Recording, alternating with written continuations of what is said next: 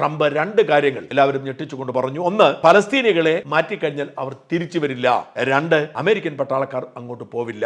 അതായത് അന്താരാഷ്ട്ര പട്ടാളമായിരിക്കും അവിടെ എത്തുന്നത്. അമേരിക്ക ഇതിന്റെ ഭാഗമാവാം. അമേരിക്ക തന്നെയല്ല ഇത് നടത്താൻ പോകുന്നത്. രണ്ട്, ഇത് താൽക്കാലികമായ കുടിയിറക്കലല്ല, അവരെ തിരിച്ചു കൊണ്ടുവരാൻ പദ്ധതിയില്ല. ട്രംപ് തന്റെ ട്രൂത്ത് സോഷ്യൽ മീഡിയ അക്കൗണ്ടിൽ ഇങ്ങനെ എഴുതി: the Gaza Strip would be turned over to the United States by Israel at the conclusion of fighting. The Palestinians, people like Chuck Schumer, would have already been resettled far safer and more beautiful communities with new and modern homes in the region. ഇപ്പോൾ തന്നെ ധാരാളം ഫലസ്തീനികൾ മറ്റു പല രാജ്യങ്ങളിലും സുരക്ഷിതമായി താമസിക്കുന്നുണ്ട്. അവിടെ കൂടുതൽ സുരക്ഷിതത്വമുണ്ട്. They would actually have a chance to be happy, safe and free. അവർ സന്തോഷിക്കാനും സ്വതന്ത്രരായിരിക്കാനും സുരക്ഷിതരായിരിക്കാനും അവിടെയാണ് കൂടുതൽ സാധ്യതയുള്ളത്. The US, working with great development teams from all over the world, would slowly and carefully begin the construction of what would become one of the greatest and most spectacular development of its kinds on earth. ലോകത്തെ ഏറ്റവും മനോഹരമായ നിർമ്മാണ പ്രവർത്തനം അമേരിക്കയും ലോകരാജ്യങ്ങളും ചേർന്ന് നടത്തും. No soldiers by the US would be in the region. പട്ടാളക്കാർ അവിടേക്ക്. ഇതാണ്